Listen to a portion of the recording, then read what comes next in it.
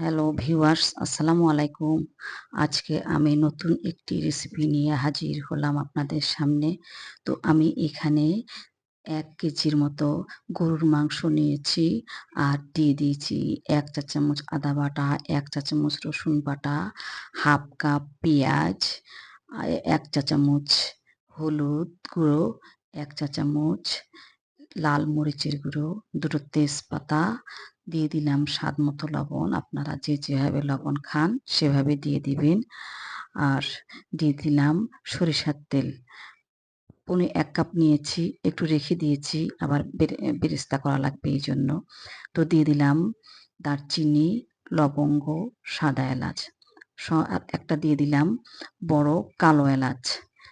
মুখটা ফেটে নিয়েছি।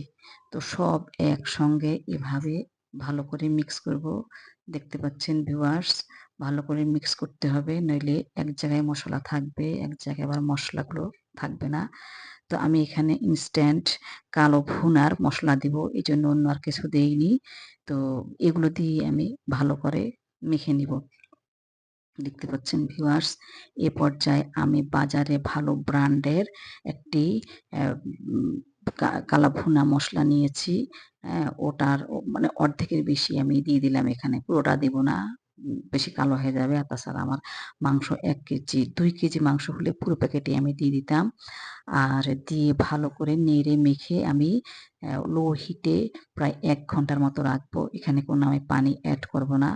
তবে যদি মনে করেন আপনারা পানি শুকিয়ে গেছে বা অনেক পুরাতন মাংস ফ্রিজে রাখা ছিল, তো সেই মাংসে আপনারা একটু পারলে গরম পানি দিবেন।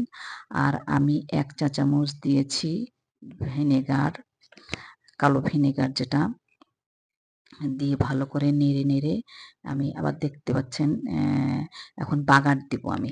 রান্না আমার প্রায় শেষ, ভালো সিদ্ধ হয়ে এসছে, বাগার দেব। দেখেন ভিউয়ার্স, কি সুন্দর একটা কালার এসছে। আর ওই বাকি সরিষার তেলের মধ্যে আমি ১/২ কাপ পেঁয়াজ আর কয়েকটি শুকনো মরিচ দিয়ে বেরেস্তা করে নিয়েছি। এখন বাগার দিয়েছি। দেখেন এর ফাঁকে আমি এখন দিব ১/২ কাপ পেঁয়াজ, কিউব করা পেঁয়াজ। সেই পেঁয়াজ আমি এখানে দিব প্রায় নামানোর ৫ মিনিট আগে। দেখেন ভিউয়ার্স, কি সুন্দর কালার হয়েছে এবং তেলগুলো কি সুন্দর বের হয়ে আসছে। তো এই পর্যায়ে আমার রান্না শেষ। দেখেন একেবারে কালো ভুনা কালো হয়ে গেছে। খেতে অনেক টেস্ট আর ঘ্রাণটাও অনেক ভালো হয়েছে। আপনারা বাসায় ট্রাই করে দেখবেন। তো আমি এখন সার্ভিং ডিশে একটু দিলাম। দেখেন অনেক ভালো লাগছে। আর একটা মাংস দেখেন কত সুন্দর সিদ্ধ হয়ে আসছে। বেশি সিদ্ধ করা যাবে না, বা যাতে গলে যাতে না যায়। হ্যাঁ? তো